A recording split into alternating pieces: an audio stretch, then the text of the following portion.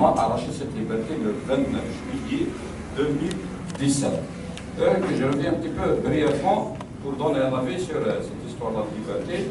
D'abord, la FLN, c'est le plus sincère de tous les partis, parce que lui-même, il démontre qu'il n'y a aucune liberté. Il y avait l'ALN et l'AMP, la FLN et le FLN, et pourtant, il y a une liberté, une indépendance. Mais il a si bien dit, faire remarquer, on a pu libérer l'Algérie, le pays, mais on n'a jamais réussi à libérer le peuple. Donc, on n'a pas bien situé la responsabilité de ceux qui limitent cette liberté. Moi, j'ai suivi très attentivement les interventions des uns et des autres, et ça a été situé très clairement. À commencer par notre maître Moussaoui, il a bien parlé d'un laboratoire qui travaille, qui instrumentalise tout, et qui fait les lois à sa manière, puisqu'il s'ensuit. Pour revenir à notre philosophe qui a parlé de la voyoucratie d'aujourd'hui, parce que l'État est infiltré par ceux qui ont dilapidé les biens du peuple, qui se s'ensuit. Donc le résumé, la liberté s'arrache, le combat doit continuer. L'exemple du café littéraire doit être pris comme meilleur exemple. La société civile est interpellée, les partis politiques, ils ont fait ce qu'ils ont pu faire, ils ont arraché ce qu'ils ont pu arracher, mais le jour d'aujourd'hui, tout est à revoir. Il y a lieu que la société civile prenne conscience que les partis n'ont plus rien à donner, et il appartient à la société civile de se prendre en charge en étant organisée. Là où l'homme échoue, l'organisation réussit. On doit être organisé, structuré, mobilisé, et il ne faut pas désespérer. Madame cite, lorsqu'il y a une mobilisation de 50 personnes, c'est peu. Non, aujourd'hui il y a 50, demain 60, ainsi de suite. C'est comme ça, c'est le parcours. L'État a tous les moyens de limiter les libertés, d'intimider, de faire peur, de faire du chantage, de menacer tout ce qui s'ensuit. Et on doit bien reculer pour bien sauter. Inch'Allah, il y aura un meilleur avenir.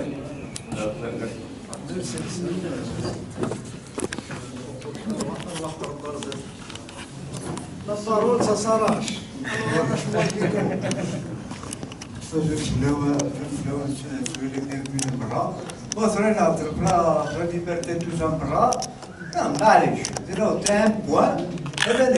père de la Ligue des droits de l'homme a rajouté 99 ans sur le Chikha. C'est le père de la Ligue des droits de l'homme. Ça commence par là. Ça veut dire que le système établit la liberté. Ça veut dire que la TJ n'a pas provoqué le chef suprême des droits de l'homme. Ça veut dire le système, il veut la liberté, il veut les droits. C'est le premier point. Le deuxième point, je reviens, et les avocats. Les avocats, l'incertain militant mène le rôle comme avocat, parce que l'avocat, avec la liberté, avec le multipartisme, et tous les grands leaders qui ont instauré la démocratie, que le monde, Nelson Mandela partout dans le monde, c'est des avocats. Les en 89, il est parti, la section, les partis politiques, il dit, vous faites comme c'est les militants, vous faites tout l'avocat. À part celui de la Kabylie, s'il y a les avocats, l'Algérie, ils font la marche, une grande marche, partout, à part les avocats à l'échelle nationale, vous devez le système. Le seul. L'honnête, le Kawali, l'honnête, c'est juste la liberté, c'est juste l'universel. Après, les droits de l'homme, c'est le rôle de l'avocat. C'est vrai.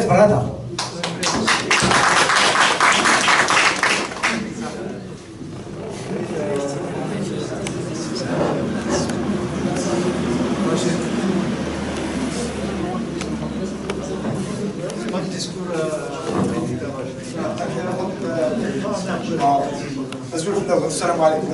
مرحبا يسولنا علي قاسم الله يبارك مارتير des docteurs, des avocats,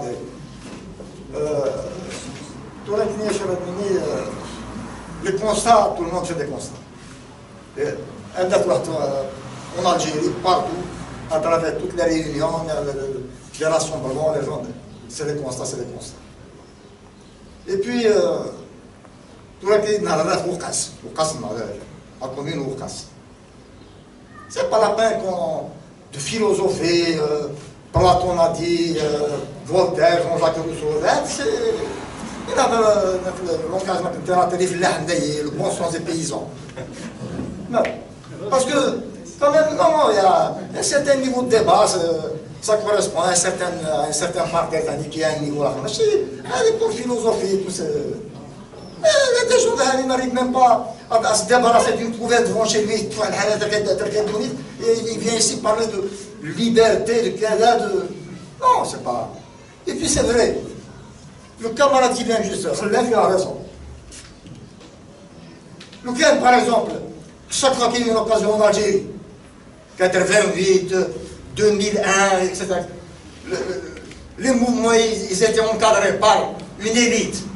Bon, je dirais les avocats, comme ça s'est passé en Tunisie.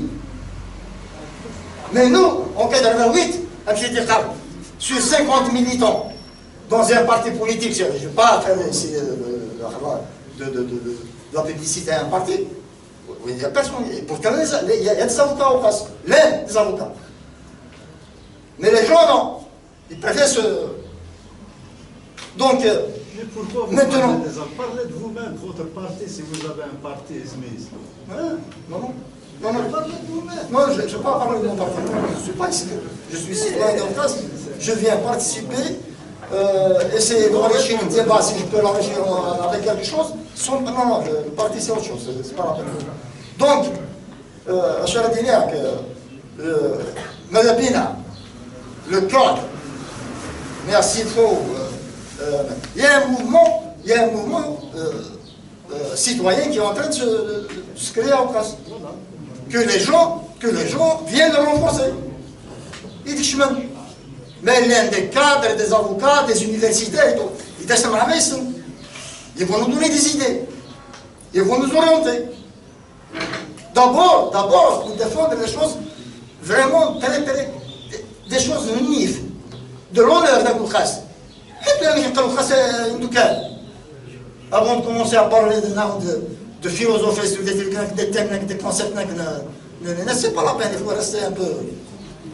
On n'arrive même pas à... Donc, je lance un appel à tous les citoyens d'Aoukhas, rejoignez le mouvement des citoyens, essayons de le renforcer, de l'organiser, comme ça a marché l'année passée pour les camarades de l'association culturelle. Je les encourage encore à continuer.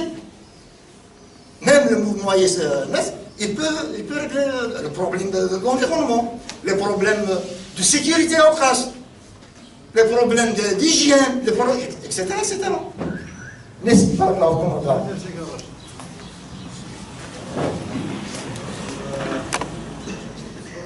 Il y a d'autres qui voudraient poser des questions, sinon on va passer la parole à nos invités pour essayer chacun d'apporter un peu d'éclaircissement. Oui, voilà, donc je vous donne une autre fois. Donc je voudrais encore intervenir très brièvement enfin, poser quelques questions d'actualité. Une destinée donc camarade de Bouiche, donc petite analyse sociale, philosophique sur la question que vous posez, et puis une deuxième concernera un peu le volet juridique. Donc la première question, je voudrais attirer l'attention de nos camarades, et on pourra s'accorder à dire maintenant, mais il y a un désengagement, effectivement, un désengagement de la société. Je m'explique. C'est-à-dire, c'est vrai qu'à chaque fois qu'on fait appel à la société, qu'on nous appelle pour s'unir autour d'un idéal, d'une idée, d'un combat, on répond. On répond, et l'exemple de l'année passée, on est un. Mais nous remarquons que c'est-à-dire, on ne tire pas leçon, on ne tire pas des leçons de nos luttes, de nos engagements. C'est-à-dire, si on veut construire quelque chose similaire à celui de l'année passée, on doit recommencer à zéro, on doit reconstruire Filqa. Justement, quels sont les mécanismes, quels sont les facteurs qui ont fait que nous désengageons de plus en plus. Donc, à l'intention de notre camarade Mahrez, et éventuellement Achour, il peut s'étaler là-dessus. La deuxième question concernera donc le volet juridique. Nous avons que la Constitution, si on prend par exemple la Constitution, la liberté d'expression est garantie dans le cadre de la loi. Mais quelle est cette loi qui garantit cette liberté d'expression? Pourquoi elle n'est pas comprise dans la Constitution, justement? La liberté de réunion est garantie, la liberté d'expression est garantie, la liberté de je ne sais quoi est garantie, mais les MJ sont garantis ou les chines de la Constitution. Mais il y a les lois parallèles, la liberté d'expression est garantie dans le cadre de la loi, donc il faut se conformer à telle condition. Alors que c'est une loi, à mon sens, donc je voudrais avoir l'avis des juristes, justement, ce sont des lois qui piétinent justement les articles de la Constitution. Est-ce que ma vision est bonne ou ratée? Pour la question, c'est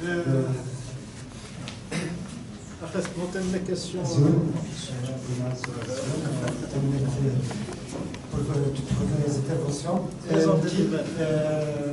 Nadir Senoun, président de l'association. Président de l'association. Donc, Madame Rawel, Foussksina Mzouel et Dylan Mouloud, à part les facteurs qui nous désengagent vers, bien sûr, le mouvement associatif, il y a toute organisation. Est-ce que c'est maintenant donc les facteurs qui nous désengagent à des comment peut-on résister, comment peut-on mobiliser à cette organisation? C'est-à-dire il faut être une organisation أنا ريزيستيت وين نسند مثلا ثمودري الموفمون الفكت تقدر تنقرا ديال الموفمون ندو عرزات فوالا دونك باش ما تشاع شاك فوا نتقال 0.0 كيدينا تنرجمون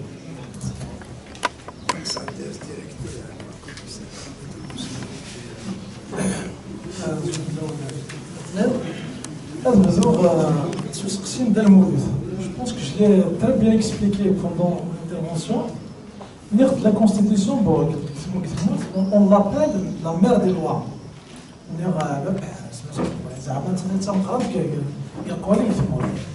Oui, dans un état de droit, oui, la Constitution est la mère des lois. Moi, je ne crois pas.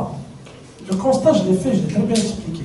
Pour moi, la Constitution d'Algérie est un droit virtuel. J'ai fait la distinction avec ce pouvoir, il a bien fait la distinction entre le droit virtuel formel et le droit réel. Quel est le droit réel? C'est les lois qui sont appliquées, les lois directes, spéciales, qui sont appliquées à la loi sur l'information, le code pénal, ils sont appliqués directement sur la population dans les tribunaux, dans les administrations, ainsi de suite. La Constitution, c'est des concepts, pour moi ils sont virtuels, ils sont destinés à la consommation externe. Ils sont bien destinés à la consommation externe.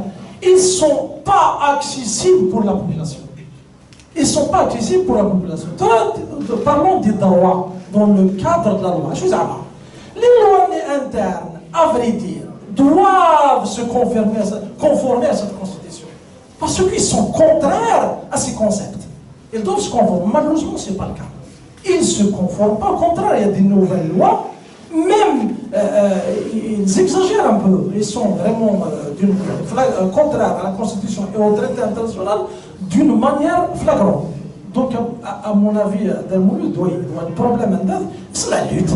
On va arracher cet état de droit qui va faire ce que les lois soient conformes à la Constitution, à la Convention internationale. Parlons de la dame, la première intervenante, il a parlé qu'il n'y a pas que l'État apparemment qui réprime les libertés individuelles, et également le peuple. Le peuple réprime les libertés individuelles. Le peuple.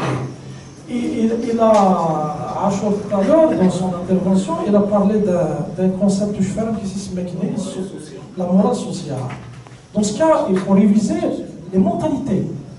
Qu'est-ce que tu vois, cette mentalité, pourquoi elle est comme ça? J'en connais une raison. Vous connaissez tous d'ailleurs. C'est le système à travers un système éducatif, c'est le pouvoir à travers un système éducatif qui a fait tout pour abrutir le peuple. C'est dans le but de le bien gouverner, de le bien museler, de le bien, ainsi de suite. Oui, je le connais. Il y a d'autres peut-être raisons que Mahrez peut expliquer, philosophiques, psychologiques. Moi, j'en connais, psychologique, j'en connais pas.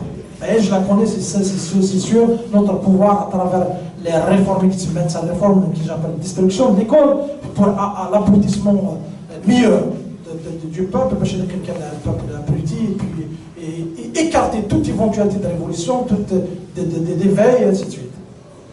Mais, toi, parlons de la mentalité. Il y a déjà le peuple, en général, le peuple. On peut préciser encore mieux,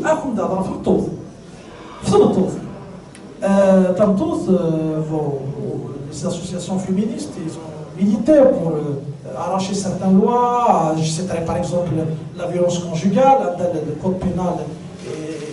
Il y avait un article qui parle du cohabitation, mais c'est un article généraliste. Et donc, alors que la femme n'est pas tuée à l'intérieur de la maison, il n'y a pas de témoin, donc il faut une loi spéciale. Mais allez, c'est bien, très bien. Parlons de la violence conjugale. Peut-être je vais vous étonner, madame. Il y a une association féministe qui crée un genre d'un sondage sur la femme algérienne. De fois 51%, 9, quelque chose comme ça, qui pour les femmes algériennes qui sont pour qu'elles soient abattues par leur mari. C'est qui représente une sécurité.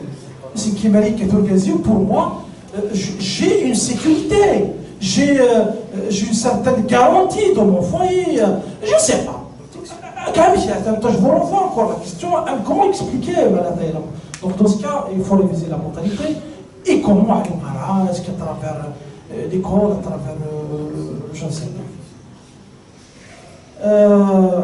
Peut-être la question par rapport les avocats, voilà, très bien, merci. Les avocats, l'avocat, tout c'est un Algérien, je parle des avocats algériens, c'est un citoyen. Après, il y a un avocat militant, il y a un avocat khaté, il y a un avocat pour lui, c'est une profession, il gagne de l'argent, il nourrit sa famille, et puis c'est tout, quoi. Et puis l'avocat aussi, les victimes, attention, quand on parle de l'avocat, c'est beau de parler de ce terme avocat, c'est joli. Je ne peux pas comparer l'avocat algérien à la tunisien, c'est des circonstances différentes, deux modes différents, ainsi de suite. L'avocat algérien est issu de l'école algérienne, je suis avocat, certaines choses dont je ne suis pas fier. C'est le concept que je suis avocat, il est issu de l'avocat algérien, et puis il subit le même traitement des lois algériennes. La loi 2013-07, elle est concoctée par ce laboratoire justement de mafia, de pouvoir algérien. Et ils ont fait des articles sur mesure. Attention, pas sur mesure. Quand la délibération du Conseil de l'ordre est soumise à l'approbation, je ne sais pas, du ministre de la Justice, qui peut à tout moment l'annuler, il peut faire l'objet d'un recours, il peut l'annuler, donc il a sa liberté. Disons que l'un des piliers de la justice indépendante impartiale, c'est d'avoir un barreau indépendant. On ne peut pas avoir un barreau indépendant, c'est par des lois comme ça. Parlons des lois. J'ai parlé tout à l'heure sur les lois. Et puis l'avocat aussi, sans ça, individuellement, je suis militant, je suis là. Militant. Mais sans un cadre aussi qui peut réunir cette force, je pense qu'il ne peut pas individuellement. Je ne peux pas dire on ne peut rien faire. Je suis un militant, je n'ai pas le droit d'être pessimiste.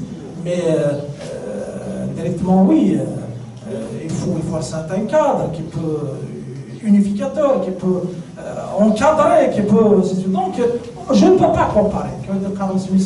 On va à l'échelle locale, au niveau local, l'institut de l'avocat, c'est la même chose aussi.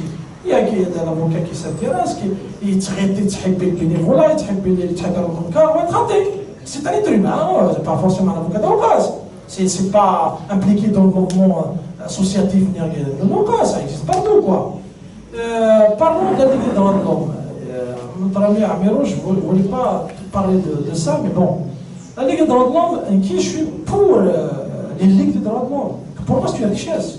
Pour moi, c'est une richesse. Une Ligue des droits de l'homme, pourvu qu'il soit indépendant. Ah, ça, oui. Il est indépendant, la Ligue des droits de l'homme. On va 3, 4, 6, 8. Il ne faut pas oublier Maître Bakouris, ce pouvoir, il est rusé dans une. Je l'ai expliqué d'ailleurs tout à l'heure, dans la manipulation. Il a la même pratique que le pouvoir colonial. Faire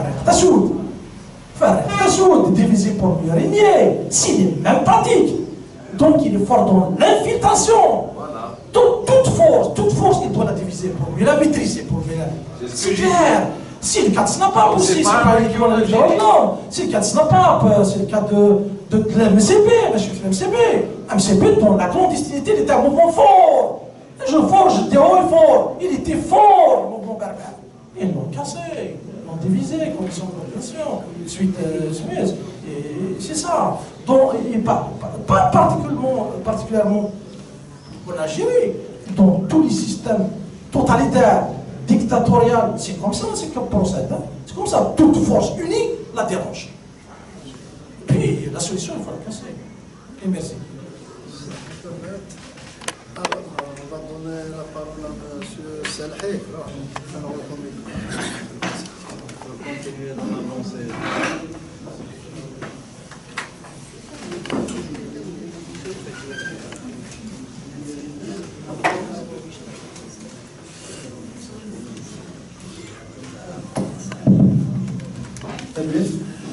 Alors, je vais réagir à quelques commentaires, quelques questions. D'abord, est-ce qu'il y a un État? J'ai entendu ça, est-ce qu'il y a un État? Moi, je vais dire qu'il y a un État et un État très très fort. Un État omniprésent. Maintenant, la question, quel type d'État on a? C'est quel type d'État? La nature de l'État. Moi, je dirais qu'on a un État autoritaire. Et je ne dirais pas totalitaire. Je dirais autoritaire. Et cette autorité se manifeste dans toutes les parcelles et partout. Elle se manifeste par la police, par la justice, par l'administration, par les infiltrations, par les médias. Il se manifeste partout. Et aujourd'hui, bien sûr, c'est un combat. Il faut savoir ce qu'on veut, il faut savoir à qui on s'adresse, il faut aussi savoir tracer les lignes de démarcation. Et c'est, à mon avis, très important. Maintenant, l'autre question, c'est la question pouvoir et société. Tout à fait d'accord avec la question de madame. Moi, je dis que les freins concernant les libertés individuelles, surtout les libertés de conscience, les libertés de culte, les libertés d'opinion, sont dans la société elle-même. D'où, justement, cette nécessité de travailler la société. Ça veut dire quoi, travailler la société? Transformer la société. Et moi, je ne parle pas seulement de la religion, je parle de la tradition. Nos traditions, dans nos villages, il y a des freins dans nos villages. Concernant la question des minorités, la question des libertés religieuses, la question de la femme, les freins existent dans nos familles. C'est-à-dire, quand je parle dans nos familles, changeons nous-mêmes. Faisons un combat à tous les niveaux. Le combat, ce n'est pas seulement dans la rue, dans les conférences, il faut être cohérent avec soi-même. Il faut être fidèle à soi-même. C'est-à-dire que ce que je dis aujourd'hui concernant la liberté de la femme, je dois le vivre chez moi. Si je parle d'un modèle aujourd'hui, je dois le faire chez moi. Et c'est ça la cohérence des militants. Il faut être cohérent dans ses engagements si vous voulez que ça change. Je pense que ça, c'est... Pour ne pas parler maintenant, bien sûr, du pouvoir de l'État, ou dire le constat, il y a peut-être risque d'une soirée d'avance. Après, bon, je vais réagir à quelques interpellations, notamment de Maître Bakouri. On peut partager certaines diagnostics, on peut partager certaines analyses. Mais seulement ce que je peux dire aujourd'hui, quand on parle de la jonction des luttes, quand on parle justement des connexions, moi je ne parle pas d'unicisme, je ne parle pas de parti unique, moi je parle de la diversité, moi je parle de la liberté d'opinion dans les organisations elles-mêmes. C'est-à-dire qu'aujourd'hui, il y a Maître Moussaoui qui était de la Ligue. Vous étiez de la Ligue. Mahrez, il est dans notre Ligue.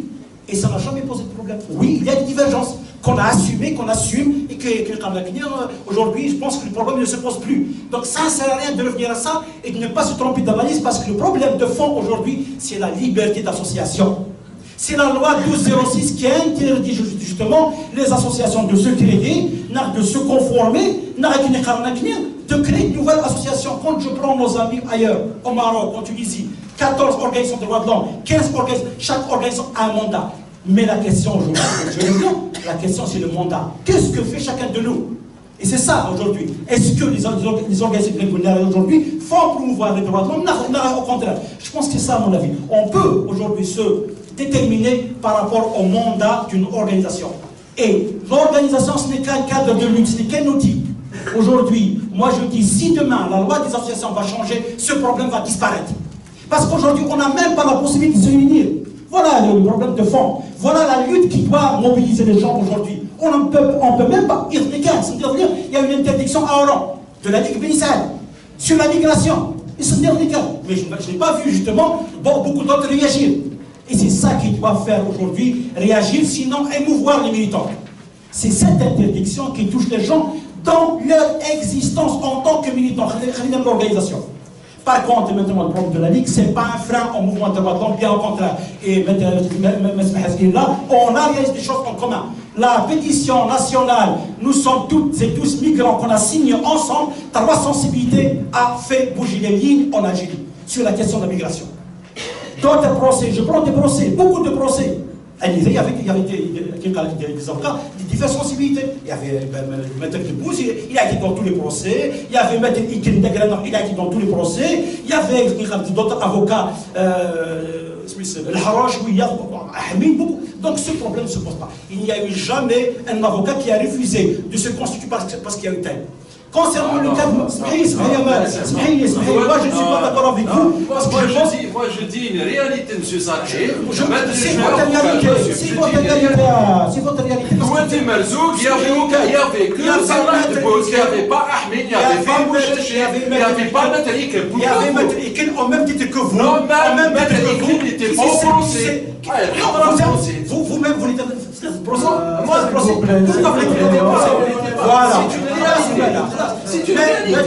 Si vous êtes là pour faire le procès de la Ligue, c'est autre chose. Maintenant, si vous voulez qu'on discute de divergence, ok, moi j'ai une divergence. Il y a des divergences miracles qu'on assume. On est là, on assume nos divergences. Si vous permettez, c'est pas le lieu pour... Exactement, je pense que c'est pas là, c'est pas l'endroit, mais restons, à mon avis, de ce essayons de positiver comment faire avancer le mouvement citoyen.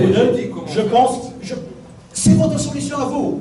Mais on n'a pas à nous dicter des solutions. Voilà, exactement. Respecter justement la diversité des gens. C'est très important d'avoir ici une ligue pour l'instant. Vous laissez parler, on ne va pas faire un débat entre nous. C'est votre opinion. On la respecte, c'est votre opinion. Mais aujourd'hui, les ligues font leur travail dans la sérénité, dans l'apaisement. Et ce débat piège, on refuse de l'aborder. Parce que nous, c'est un débat piège aujourd'hui. C'est un débat qui piège le mouvement de droits de l'homme et qui est instrumentalisé pour encore éclater le mouvement de droits de l'homme. Moi, je refuse. Maître Mahrez, il est dans l'autre ligue. Il est vice-président de la Ligue de Ménissan. On est là, ensemble. On partage des combats, on partage des luttes, on est ensemble. Maître Debouze, qui est président de la 3e Ligue, il a été dans tous les procès avec nous. Commençons du procès Bouhafs, assez difficile. Il a été donc le problème ne se pose pas. C'est un problème qui relève de la liberté d'association, de la liberté d'organisation. Donc revenons à l'essentiel aujourd'hui. Revenons à l'essentiel. Le frein aujourd'hui, c'est la loi 1206 qu'on doit amender, abroger. Et nous sommes ensemble dans un plaidoyer qui réunit les trois ligues pour changer cette loi. Il y a la Ligue de Toulouse, il y a la Ligue de Brissade, il y a l'autre ligue, on travaille ensemble. Il y a encore d'autres organisations du mouvement de droits humains, on n'est pas seul. Il y a Amnesty, il y a la NADH, il y a SOS, il y a encore d'autres organisations thématiques. On travaille ensemble et je dis tant mieux, tant mieux. Donc ce problème, à mon avis, il faut l'évacuer. Ça n'a jamais été un problème. Je pense que le plus important aujourd'hui, c'est de ne pas voir l'organisation, voir les chéristes voir les thématiques qui peuvent aujourd'hui faire front commun, voir justement les intersections, les jonctions autour des combats, autour des luttes. Sinon, l'organisation, l'unicisme, moi, à mon avis, je ne suis pas d'avis parce qu'aujourd'hui, voilà, aujourd'hui, la pluralité est une valeur ajoutée. La diversité est une valeur ajoutée. La preuve aujourd'hui, je vois de nouveaux militants, je vois une nouvelle génération de militants de droits de l'homme qui s'inscrivent dans ces luttes. Et ça n'a jamais posé problème. Voilà, parce que le temps est en train de courir, il y a des gens qui veulent partir. Moi, voilà, je vais dire juste une petite parole. Le problème, puisque en fin de compte, nous avons les constats, les solutions. La solution, c'est l'engagement, tout simplement. L'engagement pour assurer la continuité. Vous savez, nous sommes victimes des opportunismes, du tout bord. Maître Brun, il est un véritable aboutissement du combat multidimensionnel. Il est simplement un engagement. Mais un engagement médité, pensé, réfléchi. Et il y aura officiellement un bout pour se tenir. Mais sans engagement, il n'y aura pas d'aboutissement. C'est mon dernier mot, merci. Yassine, Yanis, tu voulais dire la parole.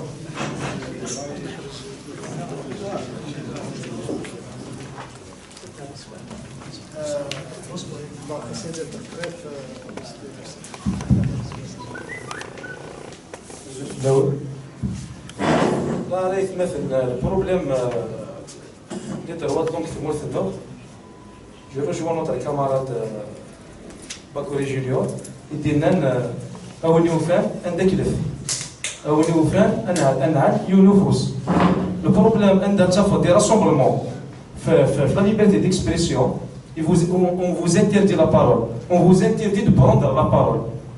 Des rassemblements organisés par des droits de l'homme, par des gens qui se disent défendre les droits de l'homme, vous interdit de prendre la parole. Samira Levinki, je me suis vu interdit de prendre la parole.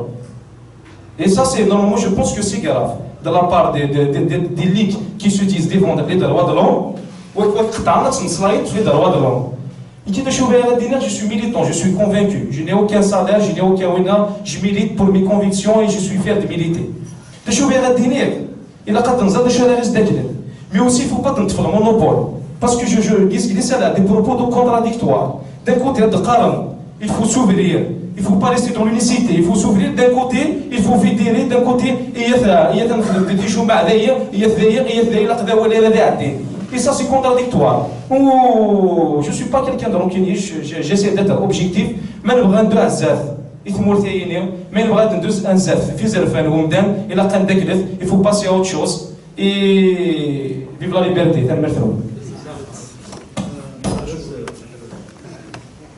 Merci bien. D'abord, je vous remercie pour les différentes interventions et les différentes questions. Je ne sais pas ce que il est présent parce qu'il m'a posé tout à l'heure une question concernant est-ce qu'il y a une nécessité de redéfinir les concepts. Je pense qu'il y a des abicités dans, que ce soit en sciences politiques et en philosophie politique. Il est très difficile aujourd'hui, au-delà des divergences idéologiques et religieuses et politiques, c'est-à-dire de redéfinir un concept de liberté. Peu importe son aspect métaphysique, la question des droits. Je dis au-delà des considérations religieuses et idéologiques. Il y a des abicités qu'on doit effectivement prendre en considération et cela c'est la réalité d'ailleurs qui l'a dicté. Je vais vous donner un simple constat. Ça nous arrive des fois d'avoir des nouveaux militants qui veulent adhérer justement à la Ligue des droits de l'homme. Ils nous posent la question suivante. Ils nous disent, écoutez, est-ce qu'il n'y a pas une nécessité, une possibilité d'islamiser le concept de droit de l'homme? C'est-à-dire, on va être d'accord avec vous, on va militer avec vous sur la question des droits de l'homme, mais nous avons des exigences. 1. Vous allez enlever, et vous connaissez un petit peu le jargon des droits de l'homme, mais les droits de l'homme sont uniques et indivisibles. D'accord, on soit avec vous, mais la question du droit de la femme, vous allez le remettre en cause. La question des homosexuels, il faut le remettre en cause. La question que vous êtes contre la peine de mort, il faut le remettre en cause. Voilà justement un exemple très simple qui explique effectivement le danger de cette revendication de la part de certains pour des raisons idéologiques de redéfinir les concepts. D'ailleurs, on connaît justement les intellectuels organiques, comme le dit Chomsky pertinemment, que ceux qui demandent aujourd'hui de redéfinir les concepts comme la démocratie, comme la question des droits de l'homme, comme la question de la liberté de la femme, il y a aussi une arrière-pensée. On n'est pas quand même séduit pour ne pas comprendre ça. C'est un combat idéologique qui existe au sein de la société, mais il faut le prendre en considération. Mais je le redis, la question de redéfinir les concepts, c'est pas à moi de le faire. Il y a des concepts de démocratie qui sont clairs, et certains qui disent oui, la démocratie est importante, mais il faut remettre en cause la question de la liberté de la femme. La question de la démocratie est importante, mais il faut remettre en cause la question, je sais pas, de l'existence des minorités religieuses, comme les Ahmadites, comme les chrétiens, comme les, etc. Donc le danger, à mon avis, il est là. C'est qu'il y a, c'est vrai, une élite qui le demande aujourd'hui, et par ce genre de revendications, ils essaient d'avoir une place au sein du pouvoir, ça c'est tout à fait normal. Il y a une jonction entre les conservateurs et les partis islamiques avec le pouvoir, et quand bien même le pouvoir en place, ils les utilisent pour avoir un renforcement des rapports qui existent à l'extérieur et pour renforcer davantage le pouvoir, et vous le connaissez normalement. Le pouvoir en place, il a un seul objectif, c'est de reproduire les mêmes conditions historiques qui lui ont donné sa raison d'être. Il est là, il se reproduit davantage. Ça, c'est un point très important. La question de liberté, c'est irrévocable. La question des droits, c'est irrévocable. Le droit de la femme, c'est irrévocable. La question des droits de l'homme, c'est indivisible. Il n'y a pas de nécessité aujourd'hui de remettre en cause ce genre de questions. Deuxième élément, les mécanismes. J'ai dit tout à l'heure, nous avons deux niveaux d'analyse. Un niveau qui est lié directement à la société, et j'ai donné une modeste analyse concernant la société algérienne, et j'ai dit qu'elle est victime d'une ambivalence culturelle assez profonde, et c'est justement de dire en ouvrage d'Abraham Moussaoui pour comprendre effectivement quelle est la nature de cette ambivalence entre le rural et l'urbain, entre l'individuel et le communautaire, entre le conservatisme et la modernité, entre le progrès et soi-disant l'authenticité. C'est des paradoxes qu'on est en train de vivre quotidiennement. On n'a pas encore trouvé les moyens nécessaires pour y être sondés. Mais je dis aussi que la société algérienne, elle est victime d'une certaine vision verticale, c'est-à-dire que le fonctionnement général, il est dicté certes par la religion, par la coutumier, les traditions, mais il est dicté par le biais des institutions et la socialisation d'une manière générale, par le pouvoir en place. Il y a des projets dictés d'une manière verticale. En termes simples, la société, le fonctionnement de la société algérienne, il n'est pas horizontal, il est vertical. Toutes les volontés, tout le fonctionnement de la société, il n'émane pas de la volonté de la société elle-même.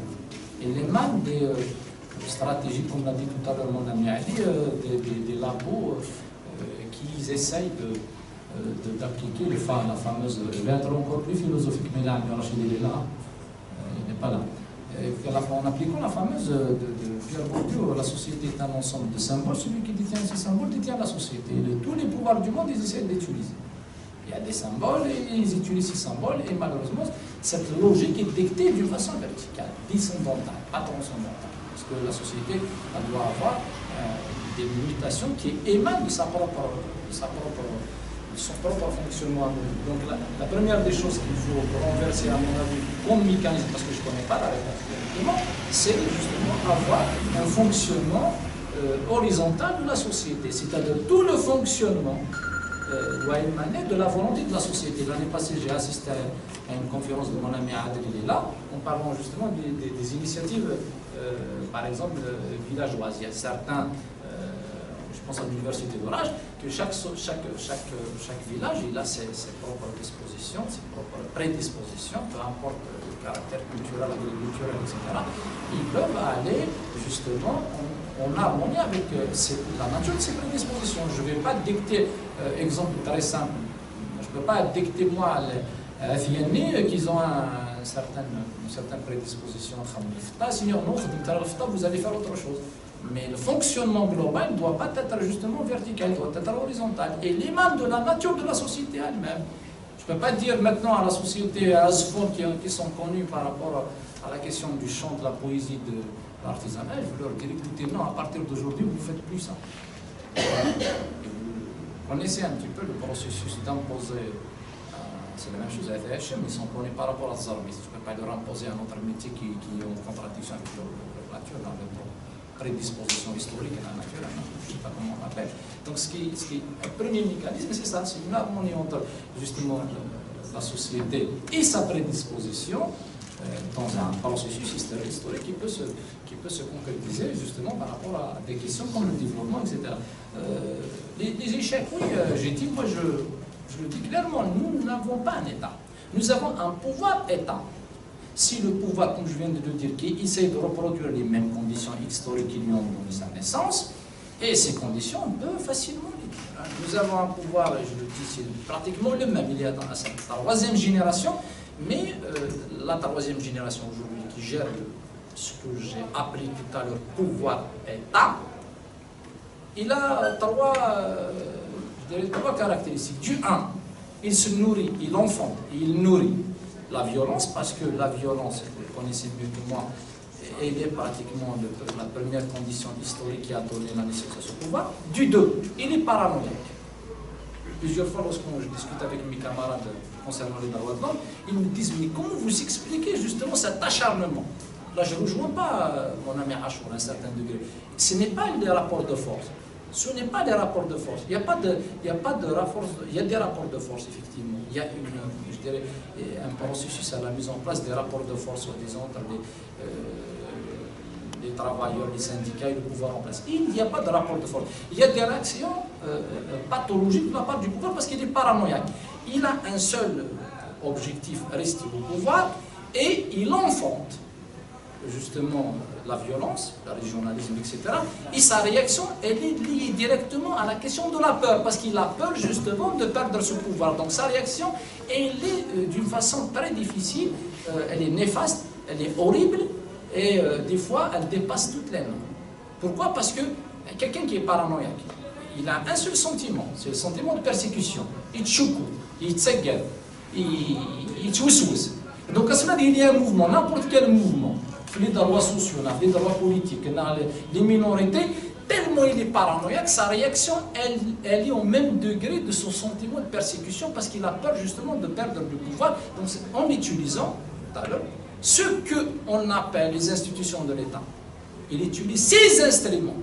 Parce que dans le cadre de la séparation du pouvoir, aucun droit ne peut donner le droit d'instrumentaliser l'armée ou la police, la gendarmerie et la justice pour des raisons politiques. Malheureusement, le pouvoir algérien, il le fait. Troisième, c'est bien sûr, c'est l'oligarchie. Le pouvoir algérien, il est oligarchique parce que dans le processus de la construction des rapports de force, comme l'a dit tout à l'heure à Achour, et là je le rejoins, c'est le pouvoir, il a ses relais. Les relais, c'est bien sûr les oligarques.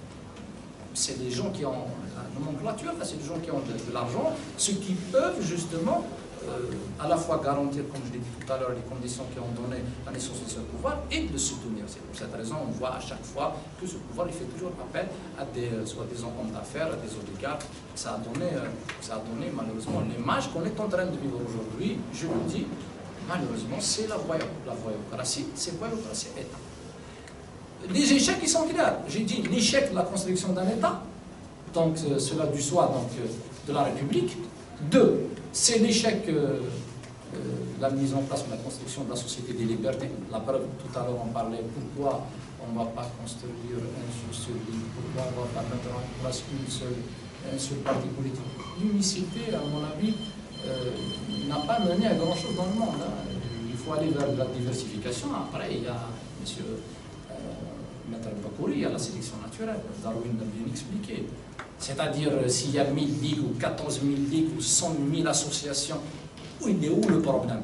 Le problème ne se pose pas en termes de nombre. Le problème va se poser par la suite en s'appuyant sur la sélection naturelle, c'est la question du travail. Le plus fort, il va rester. Le plus actif, il va rester. Sinon, les autres vont disparaître en disparition de leur fonction. Ça, c'est tout à fait naturel. Pourquoi défendre la liberté et tomber dans l'unicité? L'unicité a posé un problème. Il suffit justement de voir les religions monothéistes, comment ils nous ont imposé un certain rythme d'unicité, un seul Dieu, etc. Il est où le problème qu'on s'ouvre à des milliers d'associations, des milliers de partis politiques? Il n'y a absolument aucun problème. Au contraire, il suffit justement de voir, comme vient de le dire Salhi, la loi sur les associations, la loi 206, le dernier rapport de Raj que je salue, nous explique effectivement qu'il y a la disparition de plus de 30 000 associations depuis la mise en place de cette procédure. Pour vous dire effectivement, lorsque le pouvoir État utilise la loi pour contrecarrer les questions de liberté. Donc, troisième élément, l'échec, c'est l'échec des projets politiques alternatifs. Ce qui a donné par la suite les extrémités. Je ne vais pas vous faire un cours de sciences politiques algériennes, mais l'échec de l'État-nation, l'échec de l'État fédéral, l'échec de l'État régional. Aujourd'hui, on se retrouve pour les extrémités. Et comme par hasard, tous les trois projets politiques alternatifs sont initiés par l'État fédéral, enfin l'État-nation, l'État fédéral, l'État régional. Et là, on se retrouve dans des extrémités. Que je dis, c'est une logique historique qui demain on peut se retrouver dans l'extrême, enfin dans l'extrémité la plus affreuse qu'on ne peut pas parce que c'est un processus historique qui est bien évoqué. Merci. Merci. Je vais essayer d'être très bref. Rien que pour dire, quand on parle de la morale sociale, c'est pour dire que nous-mêmes, nous sommes des oppresseurs. On s'attaque à un État dictatorial, or que nous-mêmes, nous sommes des dictateurs dans notre maison, dans nos familles, etc. Parce que le dernier de nous, lorsqu'il rentre à la maison, maintenant, il trouve son petit frère n'est pas encore à la maison, il va le tabasser, il trouve que sa soeur n'est pas encore rentrée, il va la tabasser, etc. C'est pour ça que je dis que le changement commence d'abord au niveau de s'attaquer à cette morale sociale qui est nous et que le pouvoir en place, qu'on mérite, utilise parce qu'on est ses enfants pour un pouvoir dictatorial. Donc on doit rentrer à la maison tôt, ما يلزمش نديرو طوايش في الطريق ما يلزمش نصاروا حتى ال10 تاع الليل parce que sinon on est des voyous, c'est défini comme ça dans la morale sociale. Donc si on ne change pas cette morale sociale, etc., on ne va pas changer le pouvoir, on ne va pas changer le système, on ne va rien changer parce qu'on est d'accord avec ça. Et moi, je suis contre les condamnations et les concepts utilisés, dictateur, État voyou, régime voyou, etc. Non, il est là à notre image et que le problème que je dis aujourd'hui, c'est ça notre problème, il est en nous et que la révolution commence d'abord chez l'individu et que l'individu essaie d'avancer là où il est comme il peut. Il n'y a pas ماشي هيا وجماعة زعما خوا ورانا نمشيو. إيه في الخوا هذه كل واحد واش يشوف في الخوا. واحد يقول لك هيا وباسكو رانا قبايل، واحد يقول لك هيا باسكو رانا عرب، واحد يقول لك هيا باسكو رانا يهود، واحد يقول لك هيا باسكو رانا ما على باليش انا مسلمين. كل واحد اسك هذا اللي سي افيك سي جون لا جو في فير لا سوليداريتي دومان. كل واحد عنده سون ايدونتيتي. موا اوجوردي جوني مع الفقراء كيما انايا مع المحقورين اللي راهو ما راحليش عربي قبايلي ولا مسلم ولا يهودي جوني ريان افون. Moi, je me mets aujourd'hui avec les gens qui sont opprimés comme moi, qui sont soif de la liberté, pas sur autre chose. Donc, tu as les sur autre chose, mais gauche, clair, net et précis. C'est pour dire à Adjilia, on s'unit quand on a les mêmes intérêts. Si l'intérêt se met à l'opportunisme, c'est des termes qu'on est en train de balancer. On s'unit lorsqu'il y a le moteur de l'espoir, c'est l'intérêt. Ça, c'est pour le dire. Pour revenir à Adjilia. Et bien, les premiers qui ont condamné Adjilia, on doit le dire aujourd'hui. Et bien, c'est les gens qui ont condamné les émeutes de 2015. Lorsqu'on a dit Nas les Raham Hargouf 2015, etc., Sidi Boyou, etc., et bien, Merzouk Touati fait partie de ces gens-là. Il a été condamné d'abord par le discours de la majorité des organisations. Moi, je me souviens dans un face-à-face avec la ministre de l'Éducation qui parlait des voyous, etc., parce qu'ils ont brûlé l'académie, si vous vous souvenez, etc. Et bien, tous les syndicats se tenaient que c'est un truc voyou. Et bien, quand j'ai pris la parole, je dis directement, non, il faut chercher pourquoi ils ont brûlé l'académie. Parce que c'est le symbole de la corruption, Djaya. C'est le symbole de la triche, etc.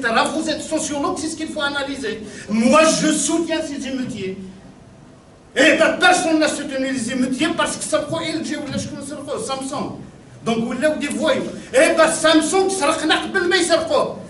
son installation est déjà un point de Djaya. C'est-à-dire, mais bien sûr, ensuite, il y a dans le truc sur Facebook, ah oui, il est condamné comme émeutier parce qu'il se tenait les émeutiers. On peut lui coller tout ce qu'on veut. On n'a pas réagi jusqu'à maintenant, on n'a pas encore réagi.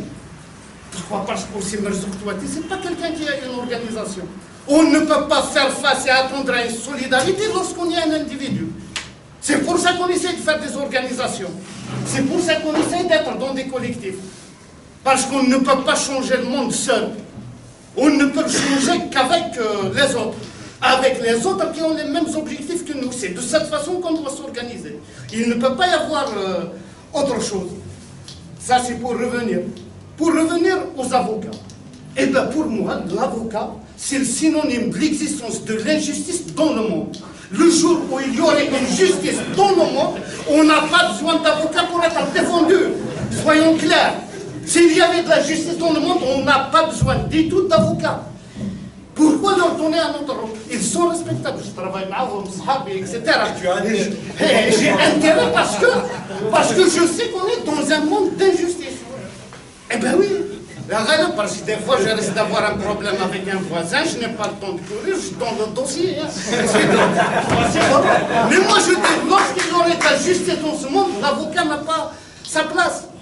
Parce que la justice, il y a les lois qui sont appliquées. C'est-à-dire, c'est de ce point de vue-là que je parle. Sinon, on est face, parce qu'il faut faire une lecture à l'échelle mondiale.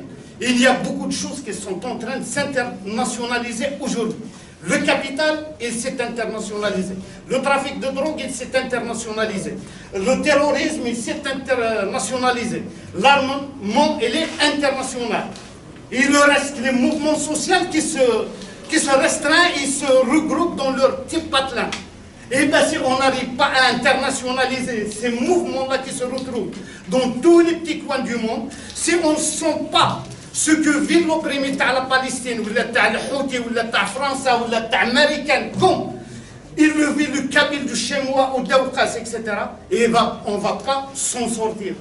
Donc, la réflexion doit être maintenant comment faire la connexion de tous ces mouvements de lutte, comment les rendre internationaux, que ce soit pour l'environnement, que ce soit pour l'égalité sociale, que ce soit pour l'augmentation du salaire, que ce soit pour contre la drogue, etc. C'est à ce niveau qu'il y a de la réflexion. Mais il ne faut pas s'attendre qu'il y aurait un cadre qui va se créer à l'échelle internationale qui va se dire, voilà, nous c'est le mouvement international de lutte. Il se crée à partir des actions concrètes qu'on fait quotidiennement là où nous sommes. Ici, à partir d'ici. Deux, il ne faut pas croire que ces espaces, c'est ces espaces-là qui vont faire le changement. Le changement, c'est le peuple qui va le faire. Ça, ce n'est que des espaces qui permettent peut-être d'éveiller la société. Sinon, ça reste des débats de salon. Et nous allons être condamnés comme des intellos qui vivent sur le dos, des parasites sur le dos du peuple et du mouvement que le peuple mène. Le changement, c'est le peuple. On arrive à se connecter avec le peuple, à l'éveiller, à le mobiliser. On va aboutir au changement. Sinon, on a du temps à attendre. Et l'espoir existe, et ce n'est pas nous, c'est des contextes économiques et sociaux qui font créer le mouvement social, et ce n'est pas autre chose, ce n'est pas un individu, et merci.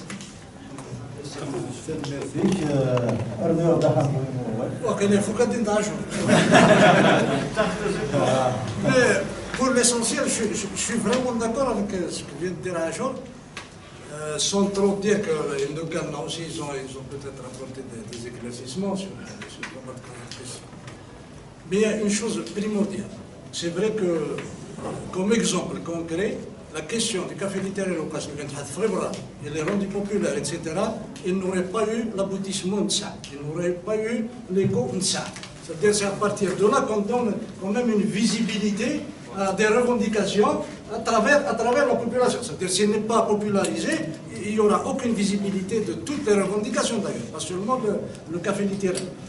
C'est pour ça que, pour rejoindre Pajor, je suis sur une phase d'optimisme, pas béat, mais d'une certaine forme d'optimisme qui me dit que ces réactions aujourd'hui sont déjà des preuves d'une certaine prise de conscience. C'est-à-dire que, individuellement, on ne peut pas, et ça a été prouvé pendant quand même une longue période, soit au nord, soit à travers le monde, que sans cette prise de conscience d'agir collectivement pour pouvoir se défendre, on ne pourra pas aboutir.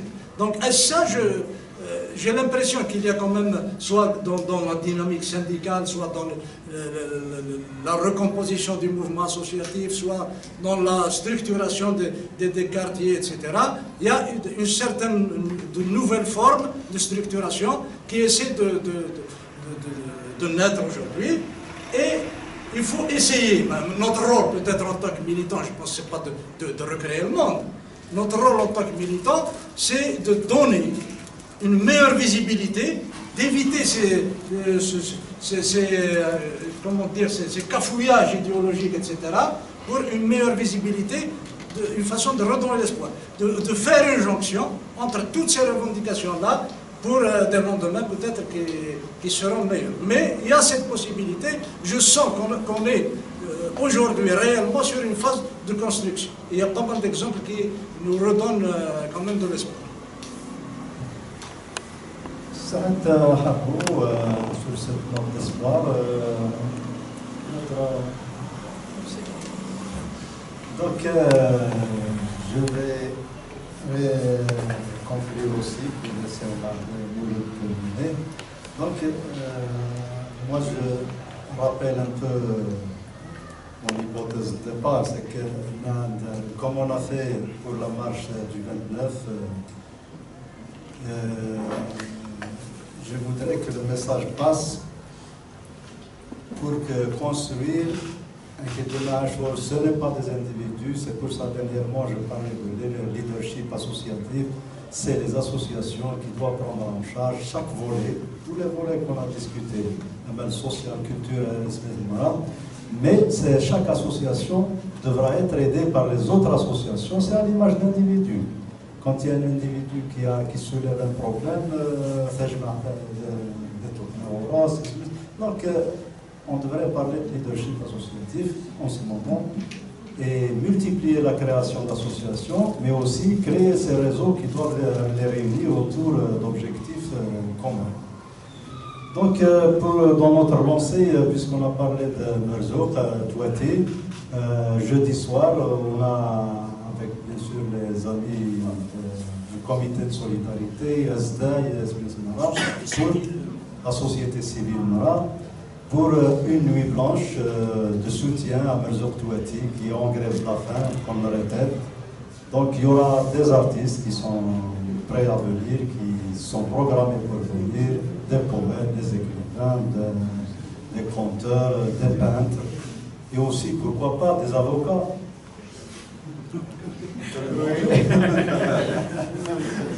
Et des syndicalistes, la Ligue droite aussi, ils seront la partie, j'espère. En tout cas, une nuit où on l'a déjà fait avec la place Saïd Moukbel, où on discutera de tout, de rien, de Merzouk, du sujet d'aujourd'hui aussi, continuer la discussion. Et bien sûr, il y a d'autres actions programmées, vous pouvez en parler. Voilà, donc, Sanmef Mohamed, Sanmef Ishraoui Kenawel, Emile Haz du débat, du débat Jali la lumière.